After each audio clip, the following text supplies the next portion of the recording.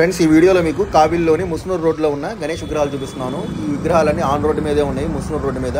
ఇక్కడ ఒక 10 రకాల గణేష్ విగ్రహాలు ఉన్నాయి ఈ కేంద్రంలో. సో ఇక్కడ బొమ్మలు కూడా బాగున్నాయి. వెరైటీ గణేషులు ఉన్నారు ఇక్కడ, వచ్చి చూసుకుని కొనుక్కోండి.